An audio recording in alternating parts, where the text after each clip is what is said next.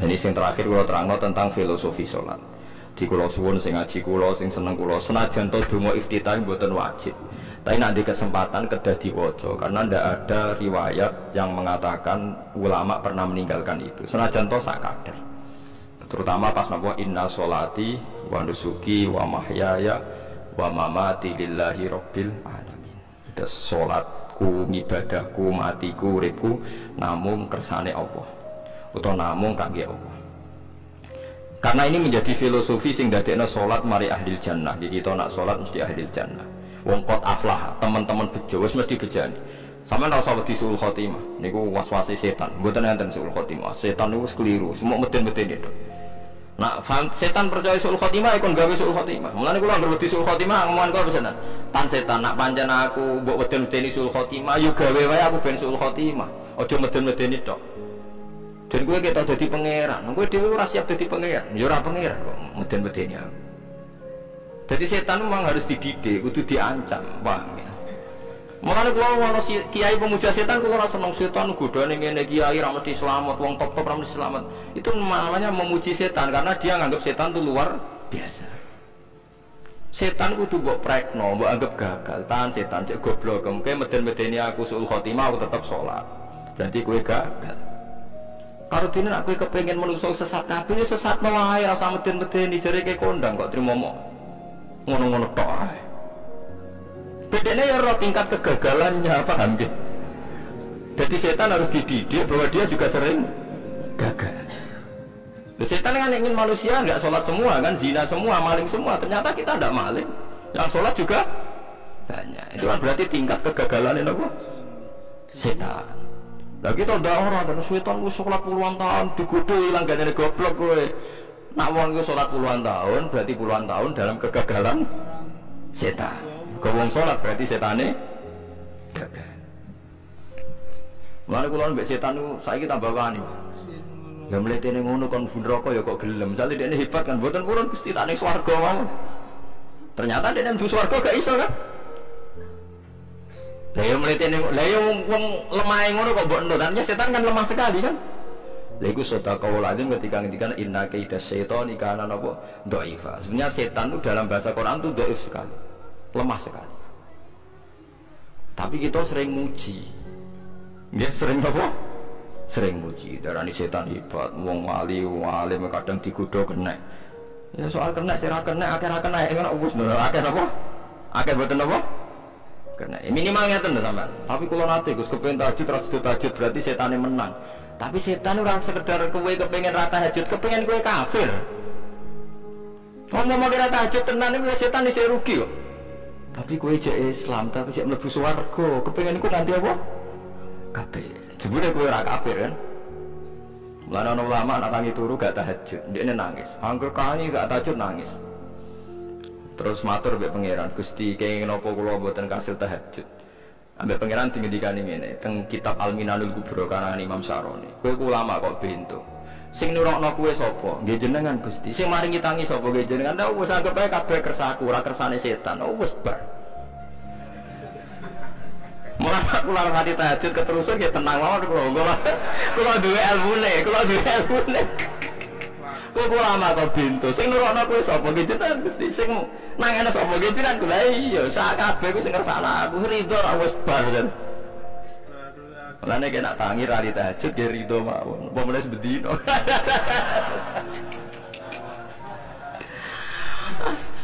Jadi penak berislam tuh enggak apa-apa. Berislam tuh gampang.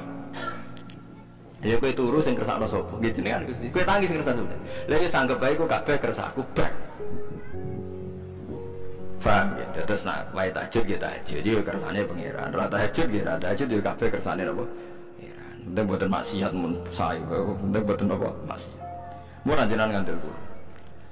Inna sholati wa nusuki wa mahyaya. Lah ini sing titik tekane teng wa mahyaya. Ngeten misale. Urip niku kabeh kersane Allah. Carane mikir ngeten. Tiang-tiang sing jaduk-jaduk dhisik yo mati. Nabi nggih kapundhut, tiang-tiang saleh nggih kapundhut, tiang-tiang dolim nggih kapundhut. Kalau betul mereka ingin menjaga kehidupan, berarti kalau betul mereka kuasa kan tidak kabundut hidup selamanya. Nyatanya do mati. Berarti urip mati namung kersane Allah. Terus misalnya sampean berpikir, lalu sumber nak wis dadi lemah carane tangi piye? Lah ini yang penting kula aturaken teng ngaji mriki. Kula sederenge ngaji nu sering akhir-akhirnya sering salat maca ayat liyahlika man halaka am bayyinati wa yahya man hayya napa am bayyina. Tugas ulama itu jelasno ayat-ayatnya pengiran. Sampai saya kita bedai. Sekarang sampai Anda hidup itu tahu alasannya enggak? Kenapa Anda hidup? Enggak tahu. Kenapa kita masih hidup? Enggak tahu. Kenapa Anda wujud? Juga enggak tahu. Kita pernah enggak ada, tahu-tahu ada. Juga enggak tahu alasannya kenapa. Yang jelas di luar ikhtiar kita. Setelah kita katanya punya akal ya, saya bilang lagi loh. Setelah kita katanya punya akal terus bilang kita masih hidup karena orang kelindes truk. Karena nggak kena penyakit, karena jantung kita normal, paru-paru kita normal, terus kita bilang hidup. Jadi kita atas nama kebodohan bilang kita hidup karena jantung kita normal, paru-paru kita normal, semuanya normal, maka kita hidup. Nah ditakoi, lalu kapan kita mati? Setelah jantungnya rusak, paru-parunya rusak, terus kita mati. Tapi orang yang sama kalau ada bilang berarti yang menjadikan hidup itu jantung dan paru-paru. Lalu berarti zaman kita belum hidup itu jantung dan paru-paru harus ada dulu karena itu yang bikin hidup. Ya ada juga, dulu ada juga. Lalu ya kalau jantung dan paru-paru semuanya normal menjadikan kita hidup, berarti jantung dan paru-paru harus wujud dulu karena itu yang menciptakan kita hidup. Ya ada juga yang tidak tahu. Paling-paling nanti statusnya paru-paru jantung hanya dipakai alat Tuhan untuk menjadikan ada kehidupan yang kita kira ada. Padahal sebenarnya kehidupan ini juga enggak ada karena kita tidak tahu. Sing darani urip ku apa ora roh. Kowe roh maknane urip ku. Ulama kabeh sing alim-alim darani urip ku apa ora mati ngono tok jawabane. Perkatane ora iso jelasno. Olane ning Arab al hayat bidul mamat sing darani urip iku ora mati. Karena enggak bisa dijelaskan, coba Anda menjelaskan. Kowe urip ku sebab apa? Ada nyawanya, nyawa itu di mana? Terus dia tempatnya di mana? Oh tempatnya di jantung ini saya. Suara bisa dijelaskan.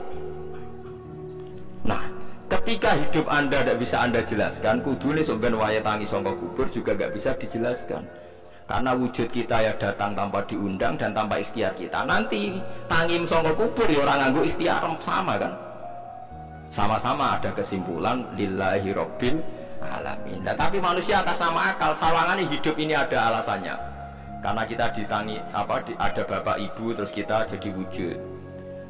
Lucu kan? Hidup ini disebut ada sebabnya.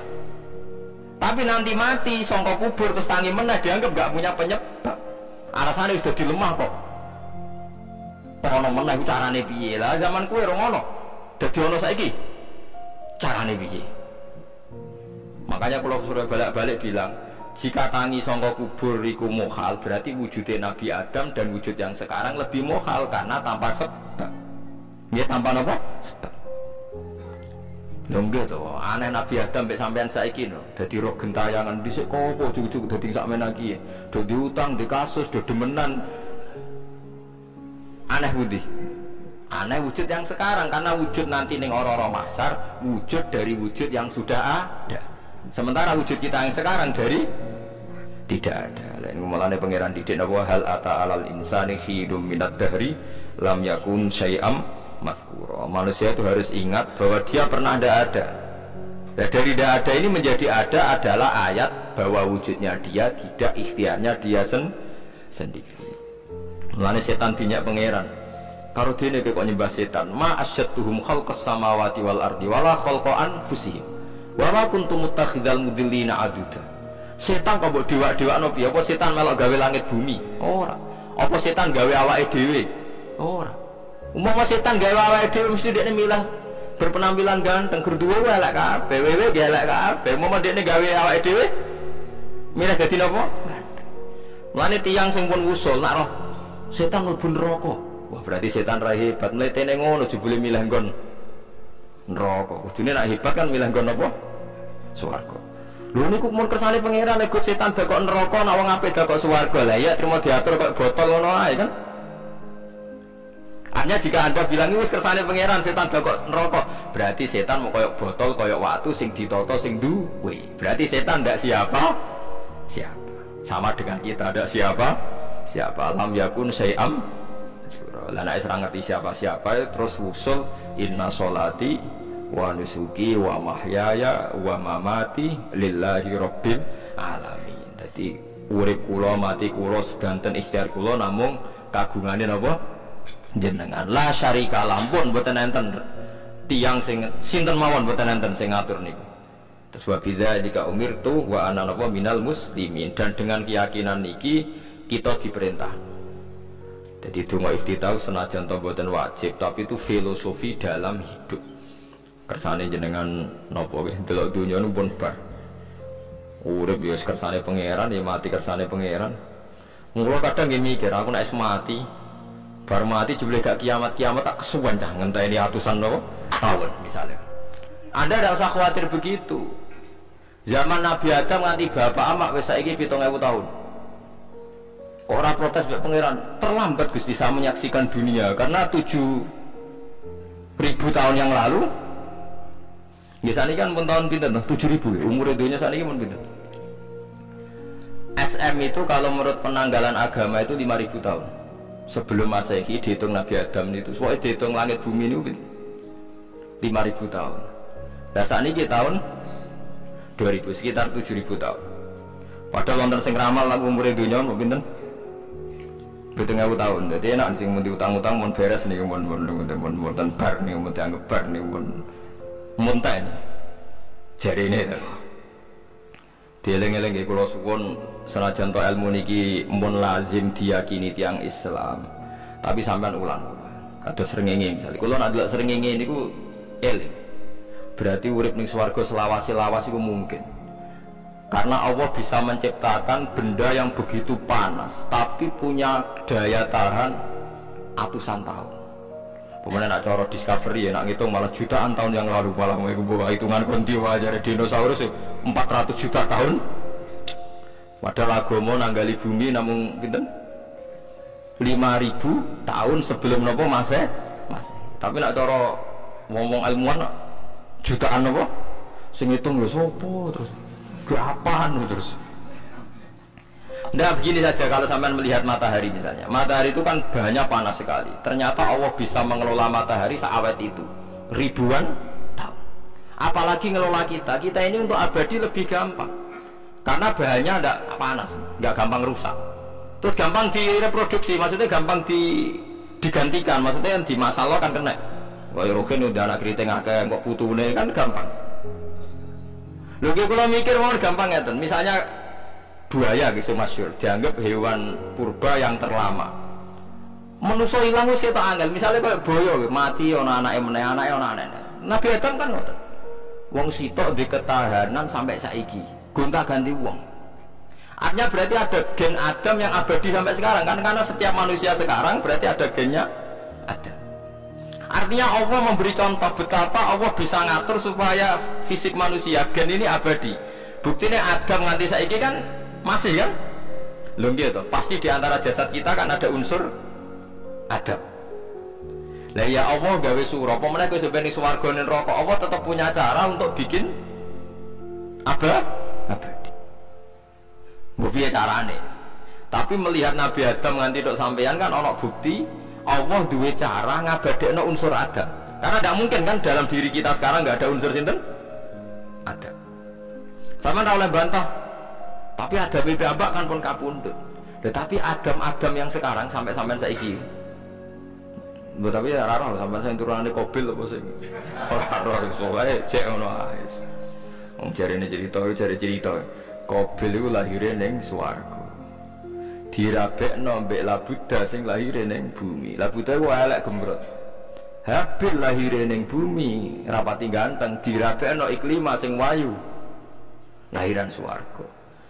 Kare Qabil gak trimo, wong aku cah ganteng kok dintokno celek. Mane saiki nek ana cah ganteng dintokno celek ra trimo ya koyo Qabil. Nah tapi enggak pikirane Nabi Adam ya ora ora ben silang ben sedengan. Mergo nek elek entuk elek kan malah musibah kan. Saiki anake ra melok dosa tapi eleke double. Misale keriting untuk keriting, elek untuk elek, fakir untuk fakir kan. Ya memperparah to. Cara kula jan haram. Elek untuk elek rabi cara kula haram. Saiki anake kan ora apa-apa ujug-ujug elek banget loh, orang terima elek apa? Elek apa? Banget. Dari cerita kan ngoten, walhasil akhirnya tukaran, mergo Qabil gak terima. Pas tukaran dipisah Nabi Adam. Angger sing takor rupe sukses berarti ikhtiare bener. Ya mau kok Habil nyembelih wedhus, sing Qabil seneng buah-buah. Mulane seneng buah-buahan itu rodok masalah, dianggap simbole wong-wong sing seneng mapan. Mulane kena Umar rasa di buah-buahan akeh-akeh, cukup gedang siton, sesuk kates nek siton, ora usah semua buah-buahan wonten. Kowe iku risik kurbane sinten? Qabil. Tapi sing melarat teman-teman yo keliru, dhisik Habil saleh iku omahe cek penuh daging, paham ya? Perkara nek kurbane cek wedhus. Ora pitik, mergo bedigasan pitik niku. Jadi ada sebuah toriko sing ngaramno anak buahnya mangan pitik. Perkarane wong ku pakokane koyok sing dipangan. Ya repot aku tadi. Repot. Ya repot aku terus repot. Berarti nak sering mangan welut tak bulet. Ngene berlebihan. Toriko niku napa? Berlebihan, wis biasa mawon. Kula nggih boten fanatik gitu biasa. Tapi kalian kulo rasa seneng mangan, jadi kan unsur hewani saya kan tidak banyak. Kulo rapati seneng nopo mangan. Walhasil akhirnya Qabil korbannya gak diterima, Habil diterima. Terus semenjak itu juga akhirnya walhasil Qabil mateni Habil. Jadi makanya konflik wedoan, konflik tertua, mental membunuh, ya mental tertua. Pertama peradaban manusia itu dibangun rebutan wong wedok dan saling membunuh. Nek ana tukaran kira usah gawa, iku tradisi terlama. Nggih, tradisi terlama manusia. Mesir kok bentrok padha Islame. Irak, Syria kok bentrok iku tradisi terlama. Demi wedokan diruangi tukaran, tradisi terlama. Biasa, jadi biasa mawon urip napa? Biasa. Sekabeh kejadian yang tadi gini, wa inna sholati wa nusuki wa mahyaya wa mamati lillahi rabbil alamin. Macam-macam ya, nanti yang tasawuf ngartekno kabeh ku kersane Allah. Nanti yang fikih ngartekno semua ibadah kita diikhlasno ora golek imbalan, namung kabeh dipersembahkan kangge Allah. Cuma teori fikih ini ada kelemahannya, kesannya Allah itu butuh kita kasih. Padahal kita bisa sholat dengan hidayati pangeran, iso zakat yang dunyane pangeran. Kok kowe ngrasa zakat itu dunyane sapa? Mane sing bener gitu teori tasawuf, kita iso sedekah kersane pangeran. Sing kita sedekah nggih dunyane pangeran. Berarti lillahi. Nah, jadi lillahi ta'ala artinya cara tasawuf itu bahwa semua kebaikan kita ini karena Allah, karena hidayat Allah. Nah, cara fikih boten kesannya kita yang berbuat lalu kita ikhlaskan toh. Tapi pertanyaannya kan kita bisa berbuat itu pakai fasilitas apa? Hidayahnya Allah juga kan. Nah, makanya ilmu tertinggi dianggap tasawuf, karena tasawuf ini yang benar-benar lillahi rabbil alamin. Tapi fikih juga baik karena wong kan seneng GR tuh namanya. Aku alhamdulillah berzakat. Muni aku alhamdulillah berzakat itu kan ya jelas. Muni aku ngrasa dekne pelakune, muni alhamdulillah kersane Allah itu ya bahasa paling gak jelas. Tapi apa yang mending ngono? Aku alhamdulillah bersolat. Ya pamer nak aku bersolat, tapi ya ngakoni nak kabeh kersane Allah. Lah nak kersane Allah sing dipamer apane kan ya ora jelas ya.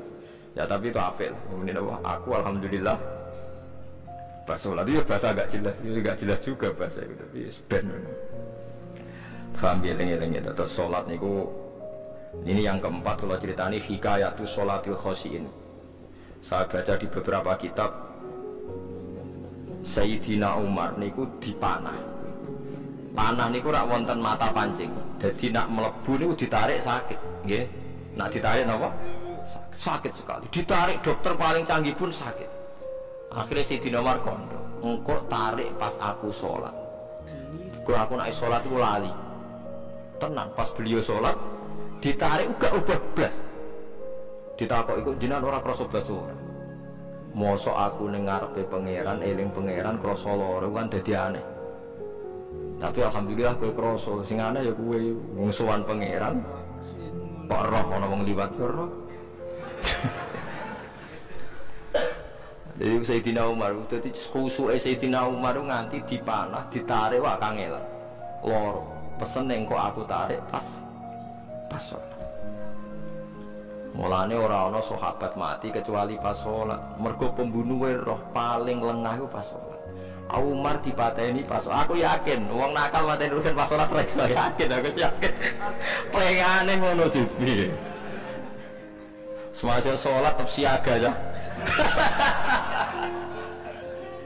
Iku sirine kena apa Umar dipateni pas sholat. Kok musuhnya ku ngerti sahabat itu paling lali nak pas sholat. Sayyidina Ali kabudutnya dia pas sholat. Dan alhamdulillah cerita itu gak ada sekarang karena yang sholat luwes canggih, luwes apa? Canggih. Wah tetap konangan loh, sholatnya pelengan dis. Konsentrasi penuh menjaga diri sendiri. Tinggal oleh pangeran. Jadi justru itu nunjukno hebatnya Sayyidina Umar. Wes ngerti dalam bahaya tetap sholat. Nah, sekali sholat dia yang pangeran tenanan. Mboten robles. Sayyidina Utsman dia pas deres Quran. Rata-rata ulama dulu begitu. Manuku masyhur Sayyid Ali Zainal Abidin itu pas dia sholat blandar ceblok sampai bajunya sobek, omah kobong dia neraro. Ditulung siapa saja gak tahu ya dia kan asik be pangeran.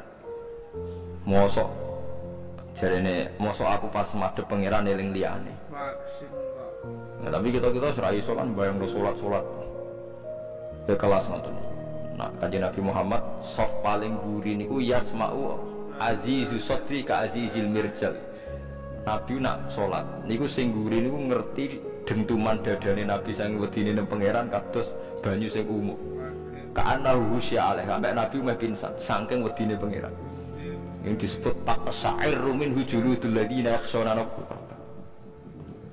Jadi Allah nazzala ahsanal hadithi kitabam mutasyabihah. Mathan ya taqsa'ir min hujuludul ladina yakhshawna rabbahum. Makanya potensinya orang-orang soleh itu jarang sholat sunat karena sholat fardu saja butuh energi yang luar biasa. Meh kudu kesemperan. Nah, alhamdulillah kita kan sholat biasa saja. Berarti qobliyah yo oke, ba'diyah yo oke, sholat yo oke, tapi cara dipateni wong ora iso. Ya tetep roh, tetep apa?